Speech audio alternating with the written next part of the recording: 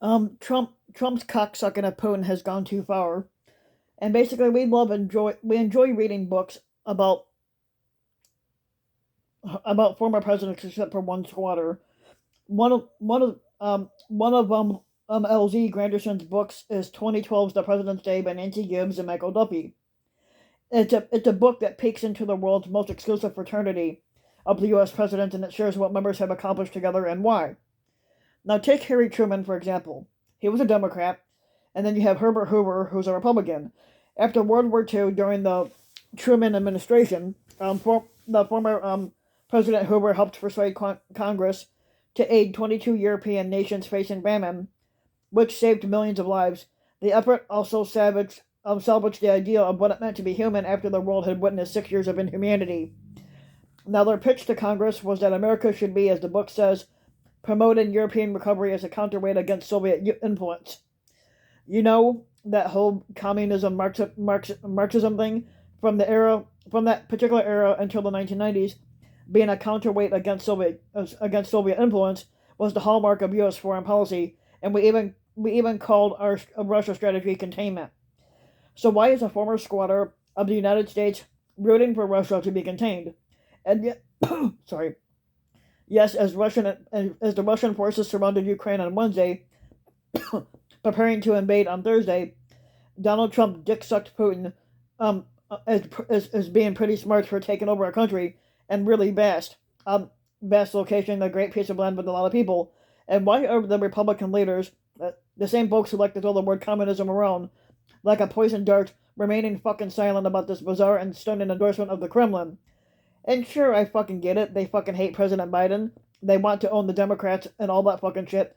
But what the fuck is their end game here, if they even have one, which I'm pretty sure they don't. But which aspect of the American dream does Trump fucking represent when he responds to Russian forces encircling Ukraine with "this is fucking genius"? Americans have died because they answered when their commander in chief called on them to be a counterweight against Soviet influence. And not to get lost out on this here. We did lose 30,000 American soldiers in the Korean War, and we lost 58,220 American soldiers in the Vietnam War. Now, these sacrifices came to mind while listening to Trump dick suck Putin, and critics of the protesting during the national anthem said kneeling was disrespectful to the troops. But how about a member of the Squatter Club openly dick sucking Putin on the eve of a war that could grow to claim American lives? Now, on Friday, NATO Secretary General Stoltenberg announced the deployment of parts of the organization's response force, saying that this goes far beyond Ukraine. This is about Russia, and that's basically actually contesting core values for security. Um, so this month alone, 12,000 U.S. troops have been sent to Europe. So I fucking repeat, why is Trump so adamant on dick sucking Putin? So it's one thing for the faux charlatan, Tucker Carlson, to flippantly lie and tell Americans to ask themselves, why do I hate Putin so much? But an American squatter who sent soldiers to die fighting the Taliban does not need to ask. That's because he's aware that Putin has been supporting the Taliban with weapons all along. Senate Minority Leader Moscow Mitch, who's a Republican from Kentucky, says that Biden's administration's chaotic withdrawal from Afghanistan opened the door to Russia's march into Ukraine. No, it didn't. And I believe Putin was emboldened when he saw America tear itself apart after the former squatter from The Apprentice got fired, and to and to and to think that in 1945 a one-term um, president or squatter joined a sitting one to help save Europe and work against Soviet influence, and today a one-term squatter hangs pictures of himself with the dictator from North Korea, and basically marvels about dick sucking Putin.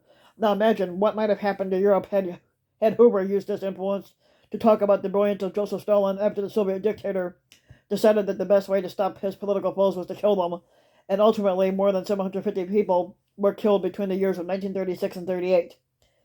Now, now imagine, now imagine last week the U.S. told the United Nations that there was credible information that indicates Russian forces are creating lists of unidentified Ukrainians to be killed or sent to camps following a military occupation. A Kremlin kill list is what they refer to it as. It's just like the old fucking days. But sure, let's reconsider our distrust of Trump, Dick, and Putin because the former squatter who looked directly into the sun during a solar eclipse said so. On Thursday, we checked on a on Thursday LZ LZ Granderson